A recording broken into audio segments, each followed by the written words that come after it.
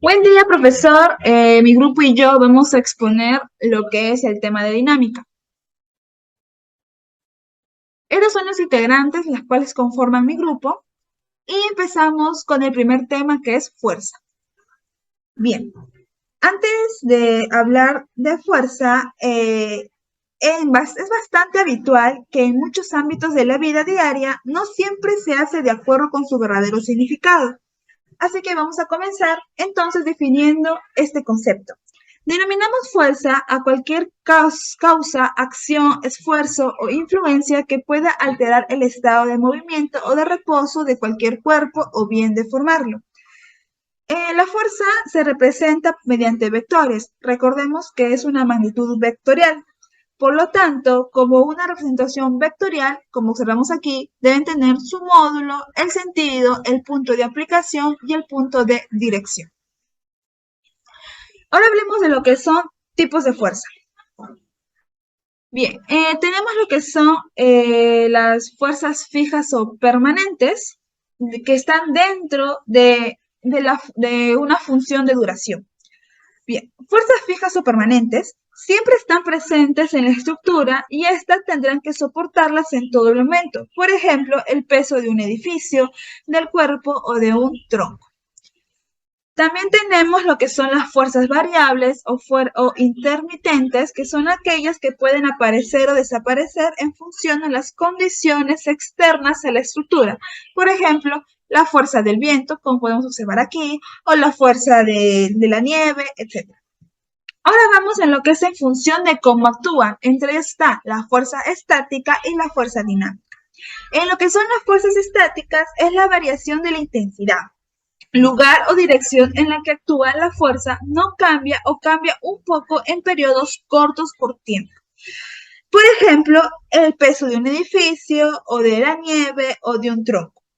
Lo que son las fuerzas dinámicas son aquellas fuerzas que actúan sobre la estructura pero cambian bruscamente del valor del lugar de la aplicación o de dirección. Por ejemplo, tenemos a los terremotos, impactos bruscos, fases en el trabajo de las máquinas, como podemos ver aquí, que es un camión o es una excavadora en la cual la fuerza que aplica al levantar la tierra siempre cambia de valor de acuerdo al pase el tiempo. Después vamos con lo que es la fuerza del volumen o la fuerza de superficie que está dentro del tipo de función de su distribución sobre la estructura. Las fuerzas de volumen son aquellas que actúan en todas las partículas de un cuerpo. Por ejemplo, las fuerzas gravitatorias y las fuerzas magnéticas. Estas fuerzas que son muy conocidas en lo que son también los temas de física están dentro de las fuerzas de volumen. Pasamos a lo que es la fuerza de superficie. Son aquellas que actúan en la periferia del cuerpo como consecuencia del contacto de otros cuerpos. A su vez, la fuerza de superficie, según su distribución, pueden ser dos tipos. Entre ellas están las distribuidas, son aquellas que actúan en un área del cuerpo o de la estructura, por ejemplo, el peso propio de una viga. Y también tenemos los puntuales. En lo que es las puntuales entra un concepto muy conocido en lo que es el curso de física, que es el momento de fuerza, que lo vamos a ver más adelante, que son cuando actúa en un cierto punto determinado, por ejemplo, cuando hay una carga en una polea. Ahora pasamos en qué es la función de la naturaleza o función de respecto a la estructura. Tenemos aquí a la fuerza de acción y a la fuerza de reacción, que son muy conocidas en lo que es el tema de física. En lo que es la fuerza de acción son el conjunto de fuerzas externas que actúan sobre un cuerpo, como podemos observar aquí, que intentan desplazarlo o moverlo. Como vamos a ver aquí al hombre tratando de empujar esta pared. ¿Y qué es la fuerza de reacción? Es la respuesta a la fuerza de acción. Estas fuerzas, ya que actúan mutuamente, aparecen siempre juntas, explica lo que es la tercera ley de Newton, que lo vamos a ver más adelante. Bien, ahora pasamos a lo que es el Sistema Internacional de Magnitud de la Fuerza.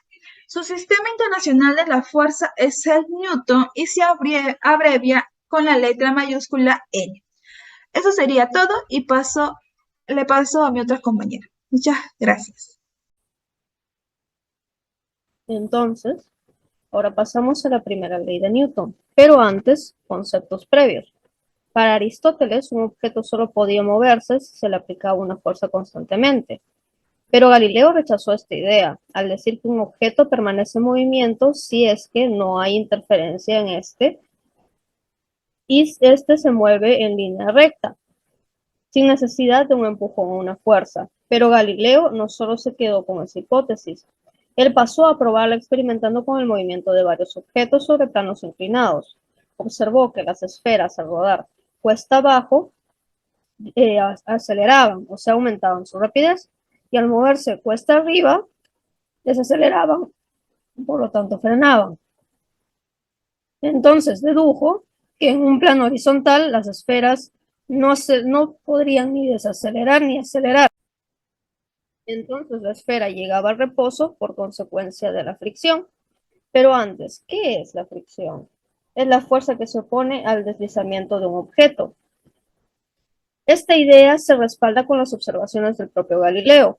Cuando las superficies eran más lisas, por lo tanto, con menor fricción, la esfera permanecía moviéndose por más tiempo.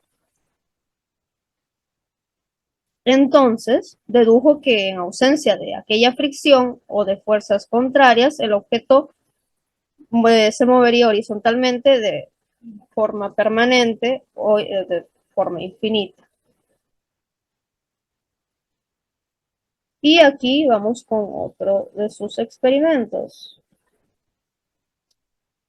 Muy bien. Aquí tenemos un plano con pendiente negativa y otro plano con pendiente positiva. Al soltar la esfera, soltar en reposo la esfera en el plano con pendiente negativa, la esfera tendía a tomar la posición final a una altura bastante similar a la posición inicial, no igual debido justamente a la fricción. ¿Y cómo comprobó esto Galileo? Pues cambiando las superficies y se dio cuenta que cuanto más lisa la superficie, más cercana era la posición final a la altura de la posición inicial.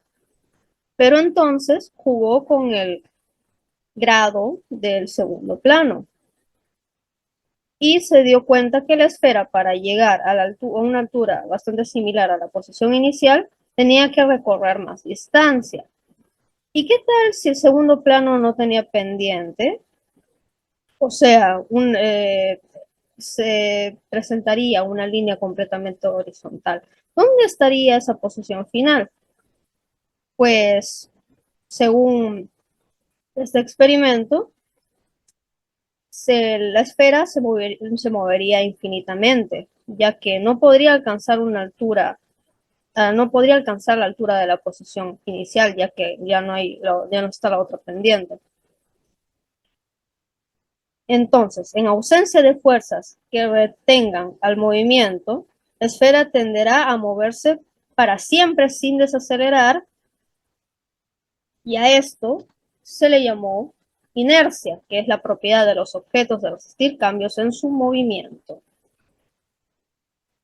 Y ahora sí, pasamos a la primera ley de Newton, que nos dice, todo objeto continúa en un estado de reposo o de movimiento uniforme en línea recta, a menos que sea obligado a cambiar ese estado por fuerzas que actúen sobre él. Y la palabra clave es continúa, ya que el objeto continuará haciendo lo que haga, a menos que actúe una fuerza sobre esta. O sea, si el objeto está en reposo, el objeto permanecerá en reposo, a menos que haya una fuerza que altere eso. Y lo mismo si el objeto está en movimiento. Y ahora pasemos a este caso.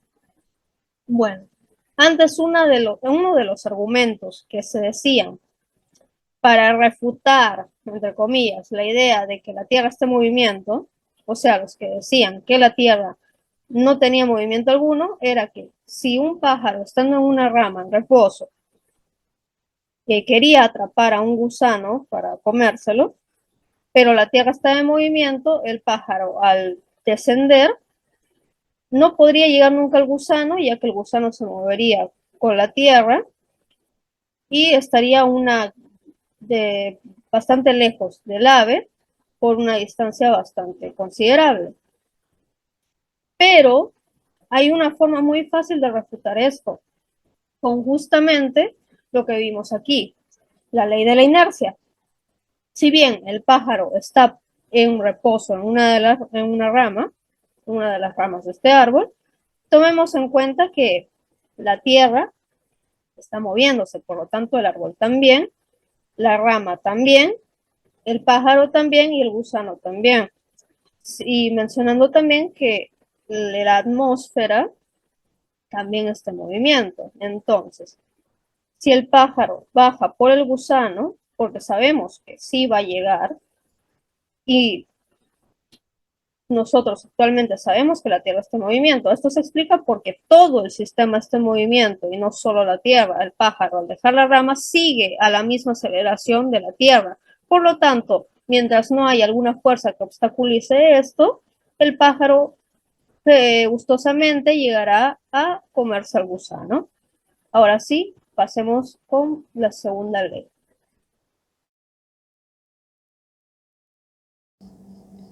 Hola, mi nombre es Renan Yarasca y voy a hablarles acerca de la segunda ley de Newton. La segunda ley de Newton empieza donde terminó la primera ley. La primera ley describe la inercia. Un cuerpo no cambiará su movimiento hasta que una fuerza desbalanceada actúe en el cuerpo. En otras palabras, si no se aplica una fuerza desbalanceada, el cuerpo permanecerá sin moverse, o si se encuentra en movimiento, continuará con la misma dirección y rapidez. Entonces, ¿qué sucede cuando una fuerza actúa en un objeto? La segunda ley de Newton establece que este tipo de fuerza cambiará la velocidad de un objeto porque la rapidez y o dirección cambiará. A estos cambios en la velocidad se le llama aceleración. La segunda ley de Newton define la relación exacta entre fuerza y aceleración matemáticamente. La aceleración de un objeto es directamente proporcional a la suma de todas las fuerzas que actúan sobre él e inversamente proporcional a la masa del objeto. Masa es la cantidad de materia que el objeto tiene. Entre más masa tenga el objeto, más difícil es hacer que el objeto cambie su dirección o rapidez, ya sea que esté en reposo o en movimiento de forma recta y a un paso constante. Por ejemplo, un elefante tiene mucha más masa que un ratón, así que es más difícil empujar a un elefante que a un ratón. También es más difícil parar a un elefante que a un ratón, porque el elefante tiene más inercia que el ratón. La dirección de la aceleración, como podemos observar en la imagen, se dirigirá en la misma dirección que la fuerza neta aplicada al objeto. En términos matemáticos, Newton se define como fuerza igual a masa por aceleración. Tanto la fuerza como la aceleración son magnitudes vectoriales, es decir, tienen un valor, una dirección y un sentido. Y en este caso m es la masa del objeto, r representa la fuerza neta, es decir, la suma vectorial de todas las fuerzas actuando sobre el objeto.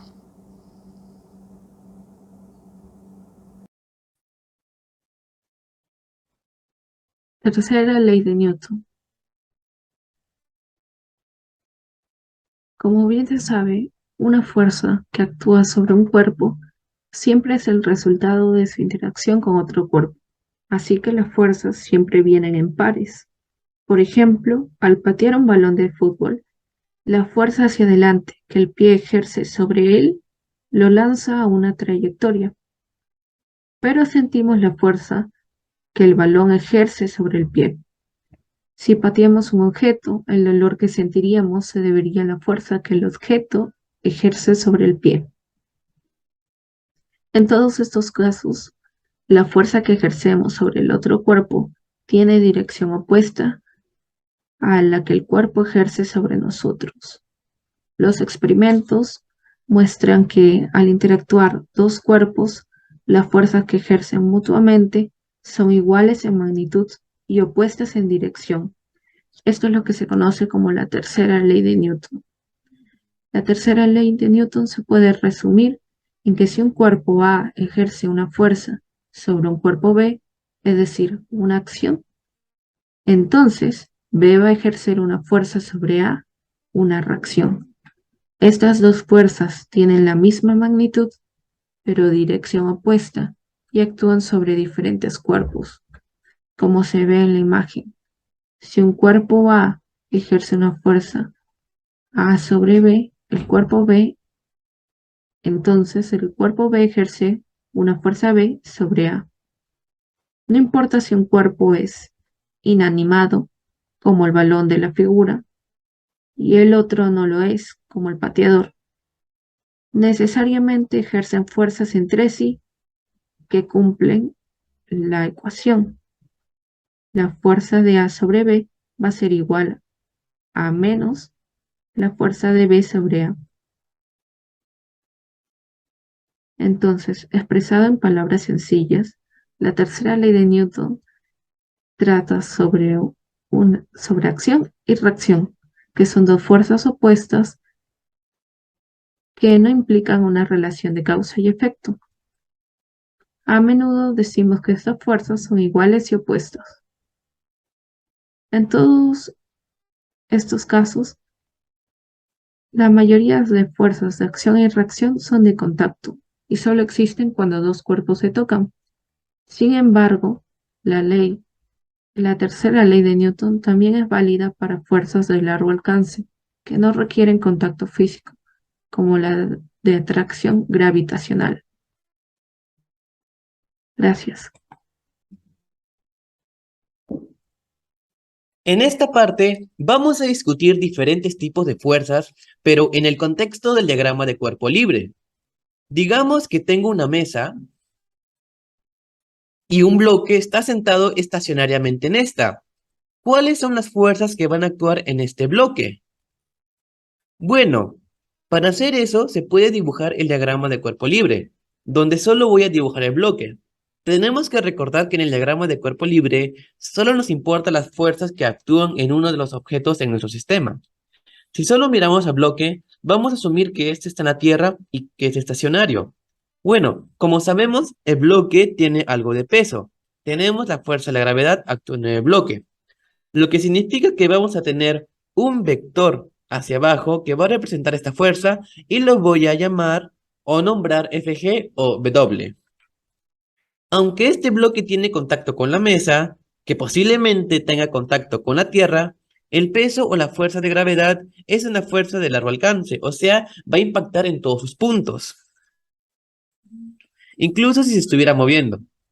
Claro, pero si solo consideramos esta fuerza, este bloque estaría descendiendo. Así que debe haber otra fuerza que debe estar en contra de la gravedad. ¿Y esta cuál sería? Sería la fuerza de la mesa empujando al bloque.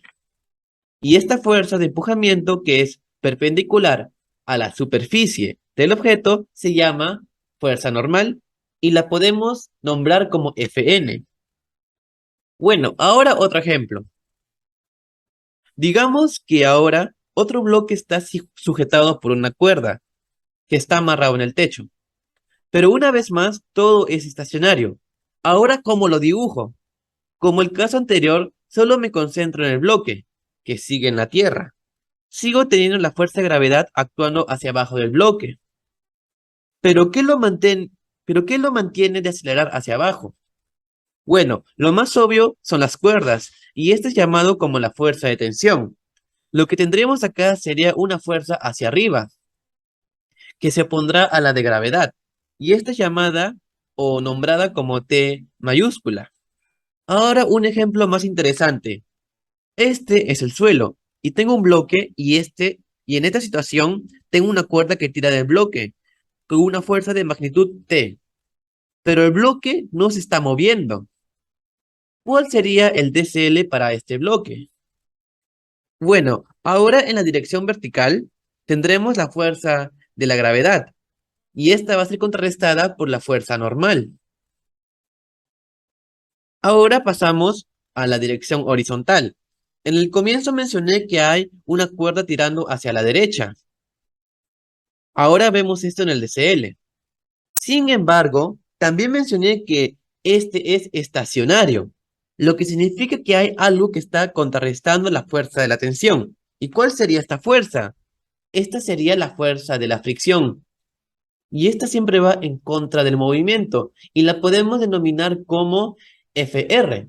Y si la ubicamos en el diagrama de cuerpo libre, sería una fuerza que está en contra de la tensión, o sea, en contra del movimiento, y así se graficarían estos ejemplos del diagrama de cuerpo libre. Muchas gracias, espero que hayan entendido el tema.